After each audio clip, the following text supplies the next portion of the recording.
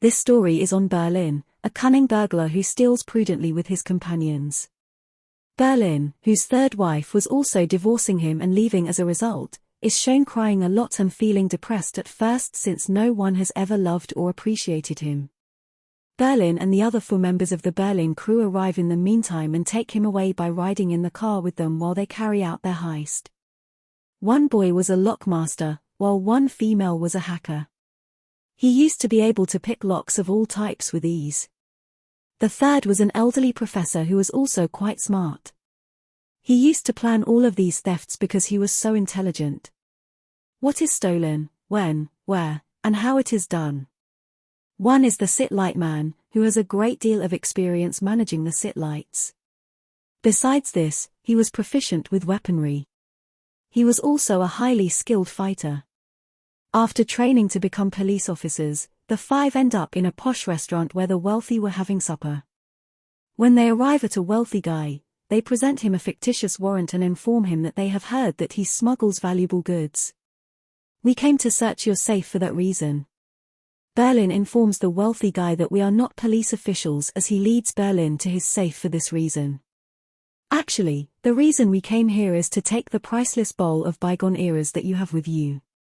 Berlin is furious because the rich guy did not want to fight, so he softly hands her the bowl. As they leave, a youngster comments, "You are not police officers from anywhere." Berlin is offended by this. He made the youngster cry till he fell on his knees by taking him out on a ruse. They head to a motel the next day to plot out the rest of their heist. Berlin has an additional female engineer on his staff. This girl was similarly deceived by someone, and as a result, she lost her mental strength. She had come to assist him in stealing since she was so much better now than she had been before. Berlin and the professor then go around explaining their idea to everyone. They claim that we will steal 44 million pieces of jewels with the use of this cup. They all comprehend this strategy, and the next day they went to a church to see their father. Berlin explains to the father that they are all of my pupils and that I am a professor. "We've conducted research. We want to dig here to discover if there is treasure here or not after learning that your church has a lot of wealth hidden beneath it." The father is pleased to hear this because, if there is true treasure here, the church will gain greatly from it. After escorting them to the basement, the father lets them dig here. In actuality, however, there was once a tunnel beneath this cathedral that led to the biggest auction house in Paris. They intended to take every vault in the locker room where pricey jewelry that had to be stored in several vaults was to be auctioned off after a few days. Berlin, however, informs his pals that the hotel where we are staying has the director of the auction house's residence just in front of it, where he and his wife reside. In order to monitor him, we must find a way to enter his home and set up security cameras throughout. Eventually, once the director of the auction house and his spouse have left, they stealthily break into his home and install cameras throughout. Through the cameras, Berlin and the professor were watching the director of the auction business and his spouse. Berlin now notices that his wife left the house with their dog after her husband went to sleep while he was watching the director of the auction house and his wife alone. Berlin then goes after her. Berlin goes with her to the bar as well. He notices that at the bar, the director's wife is singing. Berlin thinks of acquiring her since he likes her so much when he sees her and because he likes her voice so much. When the parish priest arrives the next day, all of us inform him that we have discovered a really valuable bowl beneath your church. It turned out that he had actually taken the bowl first. In order to give the impression that there is a true treasure here, they purposefully buried the bowl below earth.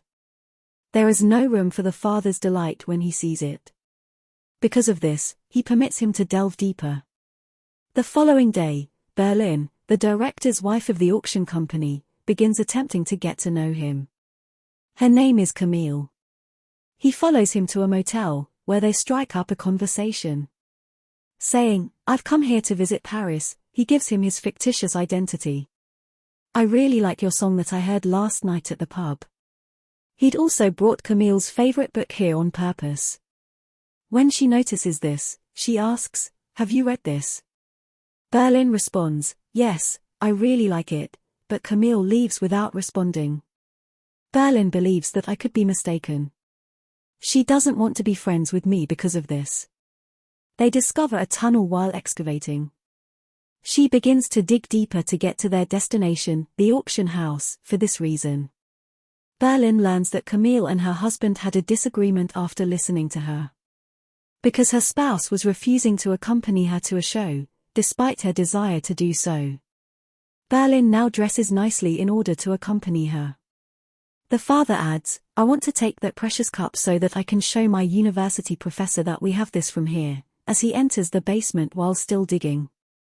They are unable to stop him once he begins stealing the cup from there. Berlin lost his cool when he learned of this. He tells the lockmaster, "You have to find a way to get that cup from the father." As he makes his way to see Camille. When he gets to Camille, he says, "Where are you going?" Berlin gets ready to go with her when she adds, "I'm going to watch the show." There, the engineer girl and the lockmaster sit on the bike and go out to steal that father's priceless cup. Some of the father's friends arrive to stop them as they were fleeing after stealing the cup, but they managed to take off with it, and the father's friends joined them. When the father's pals discover the lockmaster and the engineer girl hiding in the parking lot, they grab the cup from them. As a result, they both became quite afraid. They swiftly flee, claiming that there was another issue before this. We saw that Berlin and Camille had gotten closer, indicating that they were now close friends, when they returned at night. For this reason, they trade phone numbers. The hacker asks for assistance from the satellite man when he visits her room the next morning. He also makes an attempt to get friends with her, but the hacker reveals that she is severe. On the inside, though, she also began to warm to the satellite guy. The professor now approaches the engineer girl and the lockman, who were both rather afraid. The professor reassures them that they don't need to be afraid anymore. Because the father became really afraid when you took the cup away from him. For this reason, he has now discreetly given me the cup and told me not to come down to the basement again while you carry on with your digging. Berlin was confronted by Camille there, but there was a dilemma. He was unable to lead her to the room since he may have been discovered by looking at the computer setup if Camille had entered. "We're going to discuss here," he says Camille. "You are married, thus I'm unable to bring you inside. It won't be good if someone sees us." Camille felt horrible to hear this. She becomes enraged and walks away. Berlin felt terrible when he saw this, which is why he followed her as well. Their romance starts when he convinces her by giving her a hug as soon as they enter the lift. The next day, they dug once more and made it to the desired location, which was directly next to the auction building, but a sturdy wall stood in their way. It was constructed with iron blocks. The lecturer now explains to them how to enter the building. He says, "We'll chop the blocks finely first. Then, using some cunning attachment, connect those blocks to the automobile so that we may install and remove them anytime we like. This building is guarded by 2 people at all times. One person is stationed inside the control room and is always staring at a computer screen. The other guard is outdoors, surveying the surroundings. In order for the hacker girl to access their computer system, they must first divert the attention of the guard outside. Here, the man with the satellite detects that both of the guards consume a lot of pizza. He becomes a pizza delivery boy and gets the wrong order since they order pizza every other day. The guard begins to argue with him about it. For this reason, he becomes enraged with the satellite man as well. The guard has called the other guard to fight since their disagreement has gotten so bad, and the hacker girl takes advantage of this by breaking into their computer system. Implies that she is now in charge of every camera. They return to that tunnel as Berlin now begins to explain the idea to his squad once more. They begin using a very tiny wire to cut the wall's blocks. After placing a magnet there and raising it a little, they arrive to the locker room. These are every safe that will contain jewelry. That indicates that everything was going according to plan so far, and all they needed to do was wait for the auction house's products to arrive. Where all of the jewelry that was eventually stored in these safes will also be present. In this manner, they may simply take every safe. Berlin's love affair begins with Camille at this point, in addition to the preparation for the robbery. Berlin told Camille's husband, "I am an artist and wanted to meet your wife," when he saw the two of them together one day. Berlin had been devoting half of his time to this idea and the other half to Camille. "That is the reason I came here today," but Camille tells Berlin that she is afraid her husband will find out about us. Berlin suggests that we get to a location where we are the only ones. For this reason, they both check into a hotel and hang around, while everyone else is at their hotel, including the professor. "When you don't give me any time at all, I don't want to live with you," the professor's wife tells him over the phone. The professor is shocked to hear this and is taken aback. "He was taken aback by my wife's affection for me and was concerned about how she may have hurt me now that she had left." This is obviously the reason the professor was taken aback when he saw the expression on the engineer girl's face. She knew that his wife had undoubtedly filed for divorce. The lockmaster is now informed by the satellite man, "Tell me, where did you put my bike? Because I didn't notice my bike when you went to grab a bowl from your father." The hacker girl informs him that we were assaulted in addition to robbing the bowl. That's why the bike was left there, and now that it's been discovered, I'm afraid that we will also be discovered. The bike's passport is authentic, which is the reason. At this, the lockmaster becomes even more alarmed and declares that the bike is unquestionably in the hands of the father's henchmen. The professor is approached by the engineer girl at night, who says, "I know you are sad because I know what it's like to break a heart. According to the professor, I never imagined that my wife would leave me." The engineer responds, "I think there's another reason for this. Your wife wants to leave you because she's having an affair with someone else." The professor was taken aback to hear this and immediately began looking into it. He quickly discovered that, yes, my wife is indeed seeing someone else. Berlin gets a call from Camille's husband while they are together, telling her, "I was on leave today and I have read all your emails. I have discovered that you are involved in an extramarital affair." Berlin was happy rather than surprised to hear this. "Now that I'm here, Camille will accept me and go with her husband, but she says she can't leave her husband because she loves him so much, and she can't leave you because she likes you too, but I can't leave my husband because of you since we're still in the process of planning a kid." Berlin sobs once again upon hearing this, realizing that Camille deceived him today as well, that is, he still did not experience true love. Because of this, as he was leaving, he called the lockmaster and threatened to discipline him, saying that Camille's husband was a crafty guy. Now, Camille's husband enters his auction house's locker room and begins storing the incoming merchandise in the safe. Berlin and his group, meanwhile, were prepared to take them all. That team proceeds with carrying out their strategy as Camille's husband stores everything in a safe. They begin taking everything from the safe one by one. Professor was upset that Berlin had been duped once more while his house was in disarray. This infuriated him, and as a result, they now quarrel with one another. When something accidentally dropped there, it made a noise that Camille's husband, the auction house director, heard. For this reason, he gives the guard instructions to rush to the locker room and see if anyone is present. They fled there as soon as the security guard arrived to check on them. Thus, the guard was unable to see them. He believes that everything in this place is okay. These criminals now steal every safe with cunning and disappear without a trace. They now want for us to take everything out and sanitize this place so that nobody will ever question that we came here and took stuff.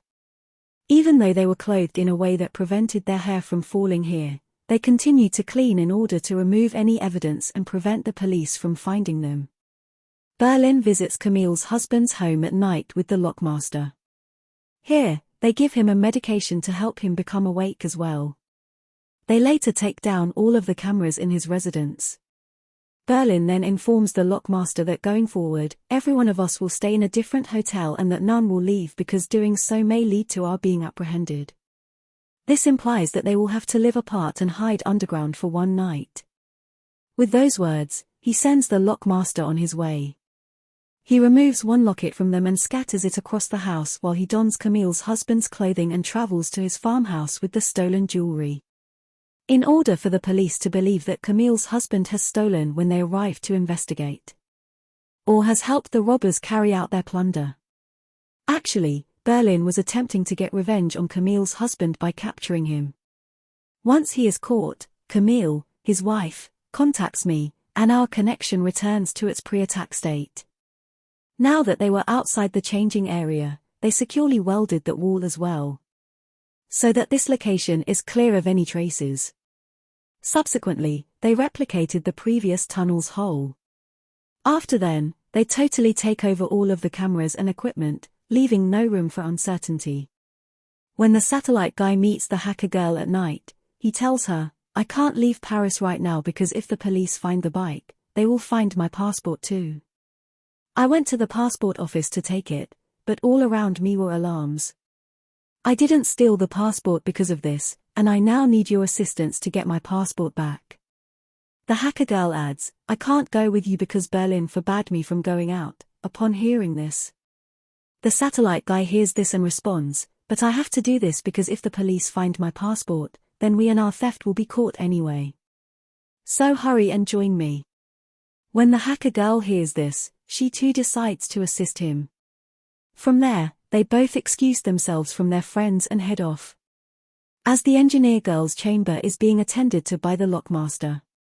"How is the tattoo on your finger doing?" the engineer girl asks the lockmaster. They both grinned at each other on it as they like each other too. The satellite man and the hacker make it to the office. When the security guard notices the hacker trying to remove his passport through the system, he asks, "Who are you and what are you doing here?"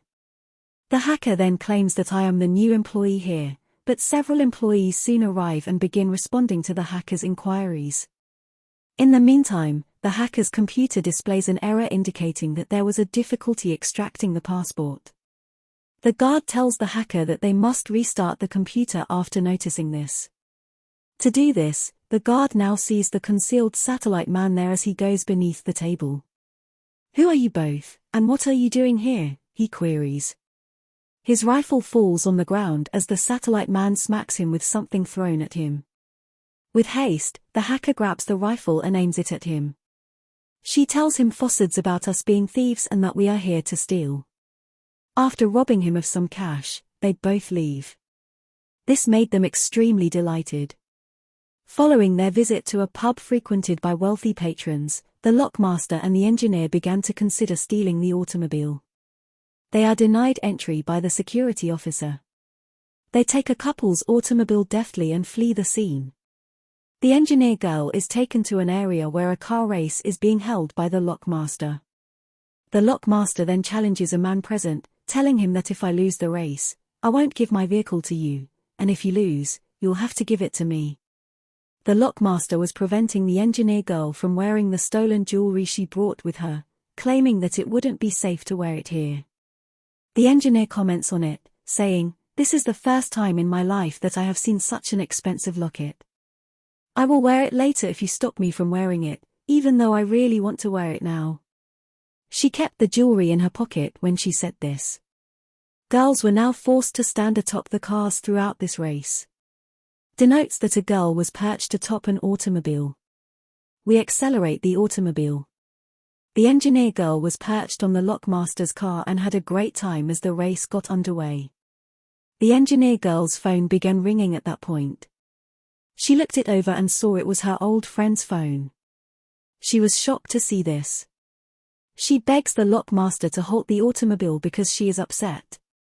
He also lost this race because he stopped the car without thinking.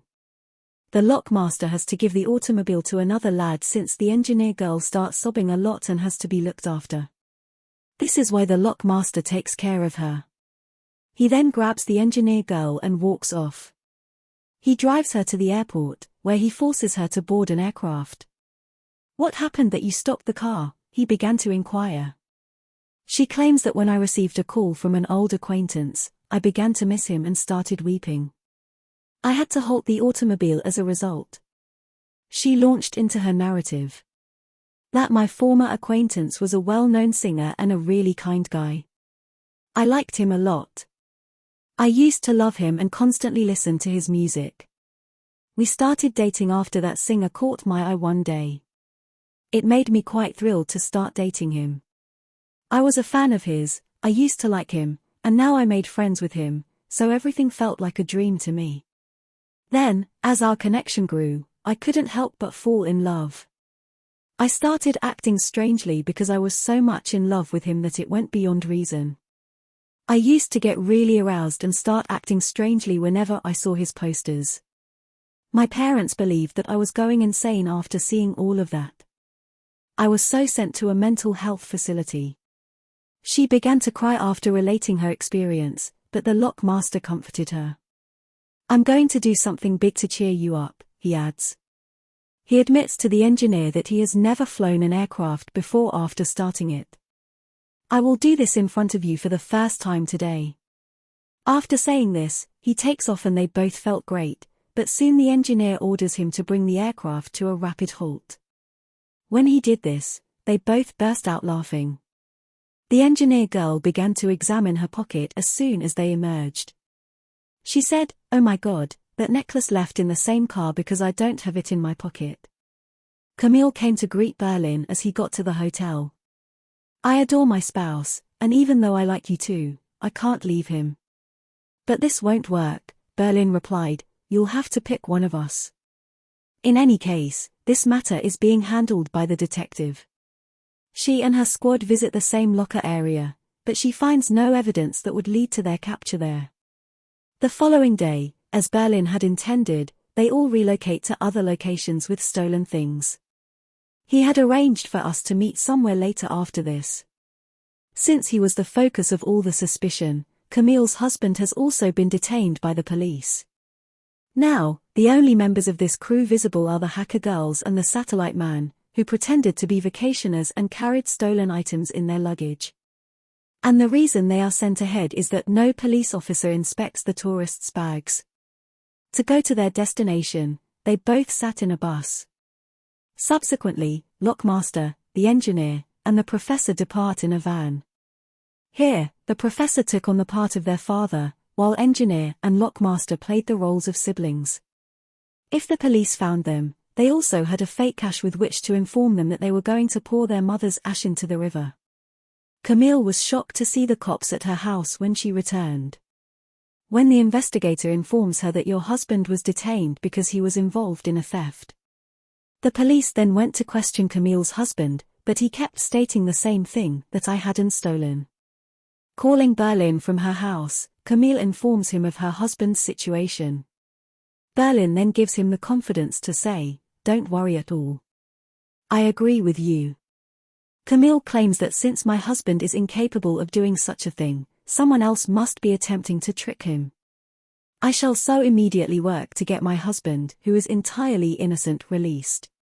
In addition, the cops had sealed off every area. To ensure that no one could leave, they had closed the highways. When the trio arrives to a location where a barrier is in place while riding in the van. After then, the cops begin looking into them. The police do not trust the lockmaster and the engineer, who are supposed to be telling us that we would be pouring our mother's ash into the river, according to the plan. They reply, "Show us this ash first, and we'll let go of here," but the girl engineer flees with the bottle of ash. When the cops held her and looked at the bottle, they began to follow her. Then, it actually contained ash. The police then came to the conclusion that these folks were speaking the truth and that treating them and the corpse improperly was the result. The cops released them, believing this. The professor informs the hacker girl over the phone that the authorities have barred access to all locations. You two swiftly get off at the next stop because of this. Then proceed and make an attempt to leave, and they follow suit. At the following stop, they get off. The hacker girl reprimanded the satellite man when he tried to chat to her in the meanwhile since he liked her. A home stood in front of the van where the three of them, the professor, the engineer, and the lockmaster, parked it. A former resident of the residence noticed the professor and took a like to him. Berlin gets a call from the lockmaster asking where you are. I'm still in Paris, Berlin said. Here, the lockmaster informs him that, in fact, one of the stolen necklaces has been lost. We erred greatly by leaving even though you told us not to. Berlin believes that since the police must have found the necklace by now in order to contact us, we will soon be apprehended. His actions infuriated Berlin, but he forgave him and proceeded to explain the remainder of the scheme. Then Berlin visits Camille and gives her some cash so she can get her husband a high-quality, pricey lawyer. When Camille saw this, she was relieved because Berlin is such a nice guy. He is helping me throughout this really trying moment. The racers approach the automobile driver and question him while looking into the cops. How does this necklace relate to you? The driver then reports that a boy and his buddy arrived to race with me, and we discovered this necklace in his vehicle. It is well known that he didn't actually own the automobile he brought. The boy's identity is requested by the police. The motorist then claims that his finger has a tattoo. The professor, who had recently separated from his wife, continued to worry that the woman in front of him might give him wine to consume. Having consumed wine, the professor became drunk. He tells his wife over the phone, "I know you are cheating on me, that's why you want to leave me, for this reason." His wife was horrified to hear this. The professor still becomes quite irate with her even when she replies, "Okay, forgive me, there is nothing like that and I just love you." There was a woman seated far away now as well. She heard all of this, the one who had given the professor wine. A deadly snake bit the hacker girl's foot as she walked into the forest to relieve herself. The satellite guy responds immediately to rescue her after she screams and cries for assistance. He slashes her foot with a knife and drains her blood. He saw the tongue growing of the hacker female. He carried her up on his back and walked away so that someone might help since he started to worry that anything would happen to her. 2 additional female inspectors have been appointed to look into the matter. They are both saying to one another that the thieves, whomever they were cunning. They left no trace of their theft, even though they stole quite skillfully. This makes it extremely tough to catch them, but we shall eventually succeed in doing so. Berlin and Camille visit her husband who is incarcerated. She began by introducing him to her friend Berlin, who is prepared to provide funds so that we may select a qualified attorney for your case. Her spouse first rejects it, but at her insistence, he gives in. The hacker girl and the satellite guy approached the road where the police car was stopped in front of them. The cops take him to the hospital when he pleads for assistance. The professor is going to give that woman's house back his bottle. "I've heard all of your conversations, and your wife is cheating on you," she claims. "So you may now friend me if you'd like." The professor was pleased about this and they began conversing. The engineer and the lockmaster were fishing. Thus, the cops followed them and arrived here due to suspicion. They gave each other hugs as the cops were continuously observing them. When the cops saw this, they were taken aback, stating, "We're siblings," and now the lockmaster is putting his hand on his head. The cops think he is one of those thieves because they saw a tattoo on his finger. When Camille's buddy showed up to see her, she told her that her wonderful friend Berlin was here and was assisting her in getting her husband released. Her companion is taken aback upon hearing this and tells Camille that it's somewhat unusual to consider. Even if he is your buddy, he is still assisting you in obtaining your husband's release. When the hacker was being taken by the police through the ambulance, the hacker's pocket is then opened and the pistol drops out. This astonished the cops when they saw it. Towards this time, the satellite man rapidly grabs the pistol and aims it towards the cops. He began to say, "There's nothing you need to do for us, just go sit in your car quickly." The professor peeped outside where the cops were stationed in front of his van while he was with that woman. The cops must have had doubts about us, he thought. In order to avoid being discovered, he cleaned up after the cops departed and got ready to go. "I can't leave my spouse," Camille confesses to Berlin one day. "Therefore, it would be best if you left me and left this place." The professor informs the lockmaster and engineer that we should leave as soon as possible since the police have arrived and they seem suspicious of us. He then gives Berlin a call to find out his whereabouts. Berlin informs him that I remain in Paris. He is told to get ready since the professor is coming to take him up. Additionally, another investigator is employed here as the case is still unsolved.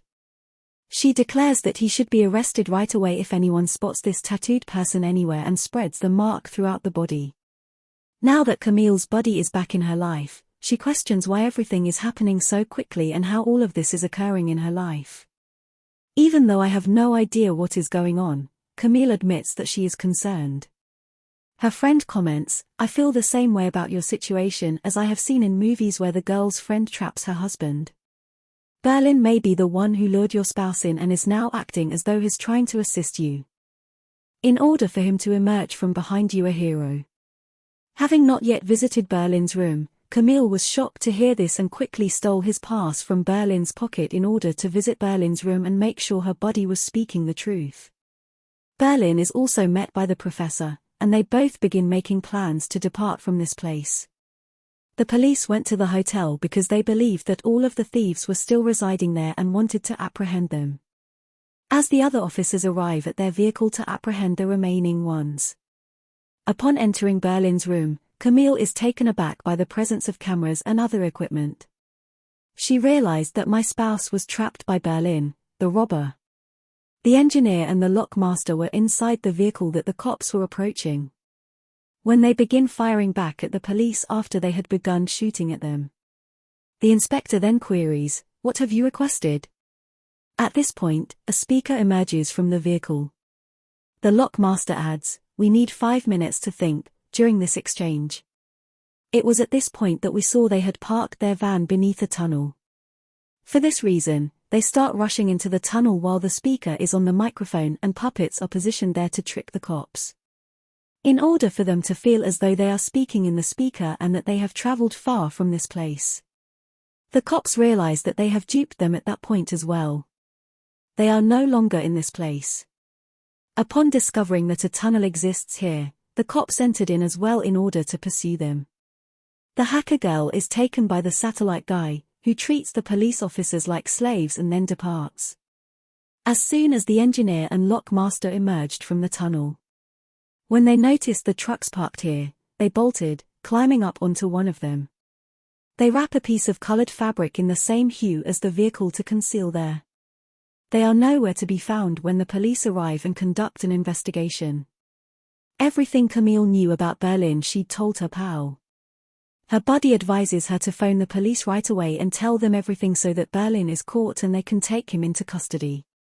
Camille then reasoned that she ought to go through her husband's suitcase as well. As she did so, she discovered images of her husband there beside his second wife, who was also expecting a kid. When Camille realizes this, she is shocked and concerned. She believes that her spouse, whom I like so much, has been unfaithful to her for a long time. She believes my spouse is so smart that he didn't even allow me to have any doubts. Because she now views her husband more as a criminal than Berlin, she switches off the police's phone and withholds any information from them. Her friend requests that Camille blackmail Berlin, demanding a half share of the items he has taken. Camille consents to this. Berlin and the professor were now tidying their individual rooms, so that nothing was found when the police arrived to conduct an investigation. The cops are taken aboard a boat by the hacker and satellite man while they are rendered unconscious. The vehicle that the lockmaster and the engineer were riding in also moves. They were ecstatic about this as they knew that at this point there would be no obstacles in our way when we arrived at our objective. Berlin gives hacker a call in the interim and requests that she compromise the CCTV systems in order to trick the authorities. The hacker broke into the cameras really fast. Berlin and the professor likewise board a truck and go out. The cops were unable to apprehend them as a result. They then hire the bikes from the two youngsters. They eventually turn into the pizza delivery lads after traveling a bit farther. They started climbing the mountains after grabbing the cycle. This was what they were doing to ensure that no police officer would question them, and it was working as planned. At last, the hacker and the satellite guy securely depart from that location. "You were bitten by a snake, and I love you very much," the satellite man tells the hacker. I was somewhat concerned.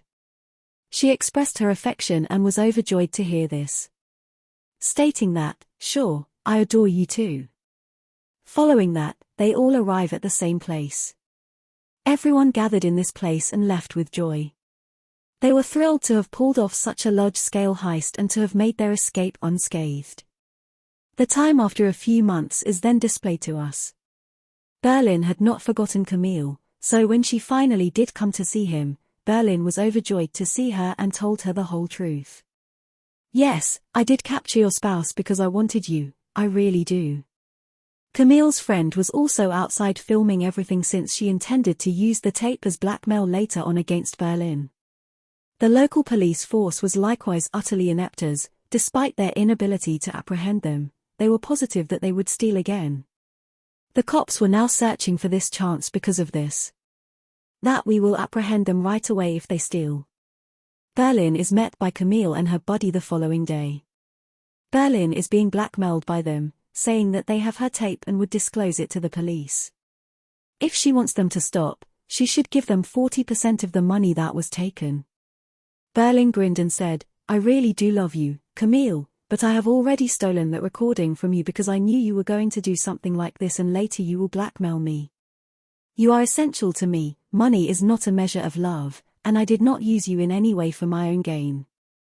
After saying this, he hands up all of his money to them and agrees to give Camille all of it the next time he steals. Camille finds happiness in it and is moved by his affection. Camille and her companion were ecstatic when they received the money.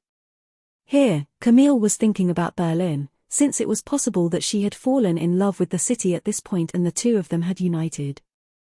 After a few days, Berlin saw the professor and said, "Since it's been a while since our vacation, why don't we go on the next heist?" After learning this, the professor beams and remarks, "Dude, hurry up. This is a great idea because I am looking forward to the second robbery." This made them both very delighted. This brings this season to an end. Subscribe for more videos like this. Turn on notifications and leave a like to help the channel out. Thank you for watching.